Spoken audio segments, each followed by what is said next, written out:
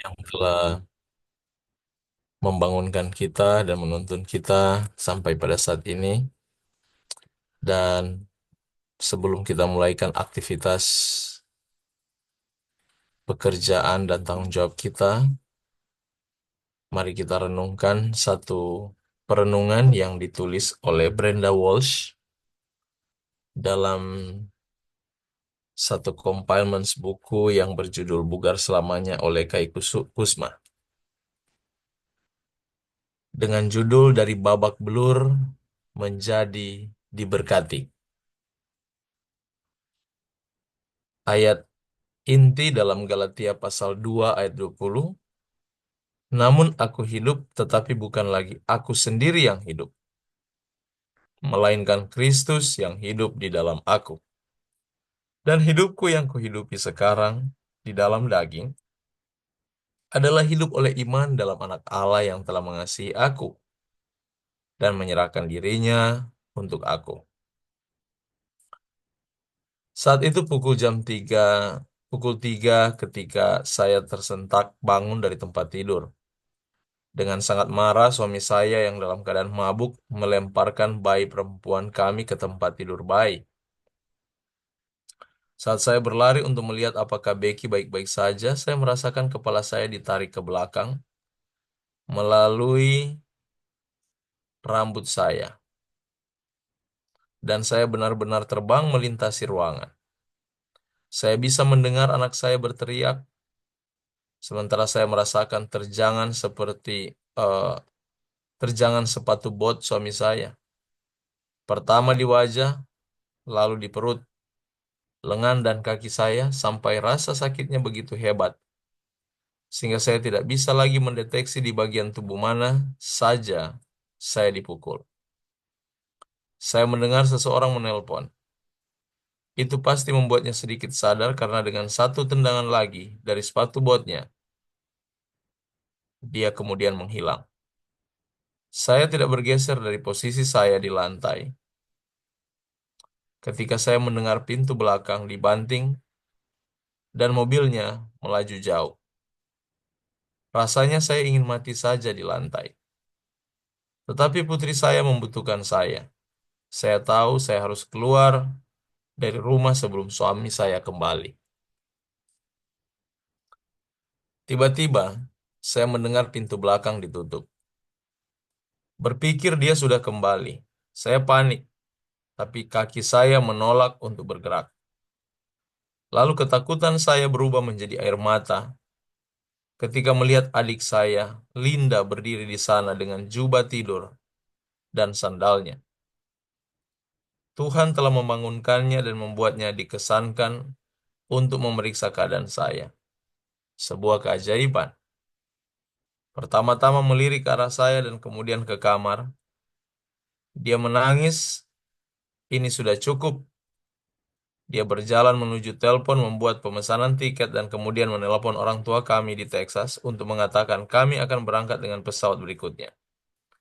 Dan itulah bagaimana saya melarikan diri dari pria yang hampir menghancurkan saya. Ya, dalam pernikahan pertama saya adalah salah satu dari 3 hingga 4 juta wanita di Amerika yang setiap tahunnya menjadi korban kekerasan dalam rumah tangga. Mengapa saya tinggal begitu lama? Saya merasa malu untuk pergi. Bukankah pernikahan adalah komitmen seumur hidup? Dan saya mempercayai kebohongannya bahwa itu adalah kesalahan saya. Saya tidak punya uang dan meskipun saya takut untuk tinggal, saya bahkan lebih takut untuk pergi. Saya pikir dia akan membunuh saya. Sekarang saya tahu Tuhan tidak ingin siapapun hidup dalam situasi di mana mereka diancam secara verbal, direndahkan, dan dihina, atau dianiaya secara fisik. Jika hal itu terjadi pada Anda, Tuhan dapat memberikan jalan keluar dan memulihkan Anda karena Anda adalah putri raja. Harta berharganya yang dia tebus dengan kematiannya. Bacalah sendiri dalam kitab suci, sebab Tuhan telah memilihmu, baginya engkau menjadi milik kesayangannya. Mazmur 135 ayat 4. Itu yang saya paraphrase sendiri. Ya Allah, Bapa, Terima kasih telah menyelamatkan, memulihkan, dan memberkati saja saya dengan berlimpah. Ini satu pengalaman yang pahit dari seorang ibu yang mengalami eh, kekerasan rumah tangga. Namun satu hal yang dia dapati di sini dalam pengalaman ini, di mana ada pengharapan baginya untuk hidup kembali, untuk bersemangat lagi, dan diberkati lagi. Sebenarnya gambaran ini sama dengan gambaran kondisi kita dalam dosa. Kita terikat sama dengan seorang istri yang terikat dengan sumpah pernikahan. Namun dia menjadi eh, victim atau tujuan kekerasan itu sendiri. Dia tidak dapat berbuat apa-apa. Umat Tuhan kita juga terikat dengan dosa itu yang akan selalu menuntun kita kepada kebinasaan. Namun satu pengharapan yang Yesus buat, sama sebagaimana dalam cerita ini, adiknya melihat dan langsung mengambil keputusan untuk berangkat kembali ke Texas. Yesus pun demikian. Ketika kita dalam keadaan susah, terikat dengan dosa, Yesus mengambil inisiatif untuk mengembalikan kita ke sorga, tempat kita yang sesungguhnya. Itu pengharapan yang luar biasa. Saudara bayangkan dengan kondisi tersiksa, dianiaya, tidak ada yang enak dalam kehidupan seperti apa yang dialami ibu ini. Tapi berkas cahaya pengharapan yang dibuat oleh adiknya supaya dia boleh terlepas dari siksaan hidup sumpah pernikahan yang palsu, dia pergi dan mendapatkan kebebasan dengan keluarganya. Demikian kita umat Tuhan yang terikat dengan dunia, dengan dosa, kita tidak dapat lakukan apa-apa. Yang selalu ditawarkan adalah kematian dan kebinasaan. Namun ada sebercak cahaya yang Yesus buat bagi kita untuk mengembalikan kita ke rumah Bapa. Umat Tuhan, Galatia pasal 2:20. Akhirnya pengharapan itu jelas dialami sendiri oleh Paulus sehingga dia mampu untuk katakan, namun aku hidup, tapi bukan lagi aku sendiri yang hidup, melainkan Kristus yang hidup di dalam aku. Dan hidupku yang kuhidupi sekarang di dalam daging adalah hidup oleh iman dalam Anak Allah yang telah mengasihi aku dan menyerahkannya untuk aku.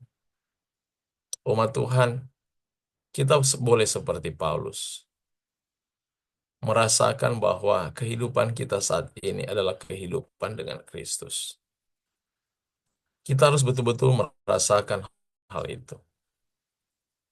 Doa kita yang terutama adalah bagaimana mencari hadirat Tuhan. Dan bagaimana kasih Kristus selalu boleh kita rasakan.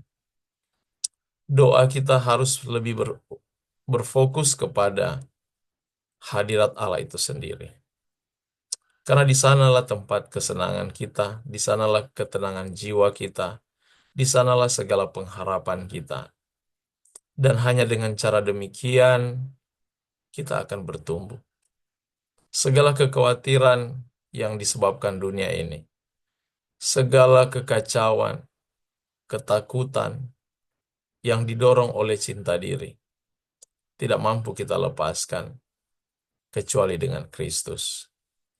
Meletakkan segala pergumulan kita kepadanya dan pengharapan-pengharapan itu kepadanya. Belajar untuk curahkan isi hatimu kepadanya. Memberitahukan keadaan hidupmu sendiri. Dan umat Tuhan yang saya kasihi, dalam kehidupan kita dewasa ini. Seringkali kita mencari untuk kebenaran, pembenaran diri. Dan manusia sekarang dalam kondisi itu. Mencari pembenaran diri dimanapun. Tapi ingat satu hal, itu salah satu tanda kejatuhan moral ketika manusia berada dalam posisi itu. Tuhan mengajak kita untuk memperhatikan Tuhan, memperhatikan kinerjanya, memperhatikan anugerahnya. Dan biarlah sepanjang hari ini kita boleh memiliki hati seperti Paulus, di mana hidup kita bukan hidup kita lagi. Pikiran kita bukan pikiran kita lagi. Segala tindakan kita bukan tindakan kita lagi. Pastikan itu adalah milik Yesus. Dan kita belajar untuk menyerahkannya. Belajar untuk berdoa supaya Tuhan kendalikan pikiran saya. Tuhan kendalikan perkataan saya. Tuhan kendalikan emosi saya. Kendalikan keinginan-keinginan saya. Karena hati saya milikmu, hati saya adalah tahtamu, aku adalah milikmu. Dan biarlah Tuhan yang akan ditinggikan dalam kehidupan sepanjang hari ini. Tuhan Yesus memberkati kita semua. Mari kita sama-sama tunduk kepala sekali lagi dan terimalah berkat Tuhan. Tuhan Yesus, Allah kekal yang bertata di sorga, terima kasih untuk segala firman-Mu. Tuhan, tolong kami untuk memiliki hati seperti-Mu. Tolong kami untuk boleh selalu berfokus dan berpusat hanya kepadamu. Dan sepanjang hari ini, kiranya segala perbuatan, perkataan, dan pikiran kami boleh membuahkan hasil yang baik untuk banyak orang. Menjadi berkat dalam segala kehidupan kami. Sehingga banyak orang terberkati dan memuliakan nama Tuhan.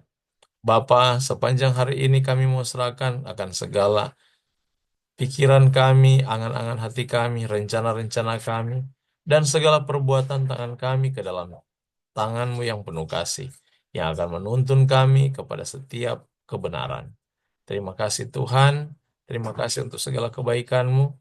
Kami berdoa dalam nama-Mu saja, Yesus Juru Selamat kami yang hidup. Amin.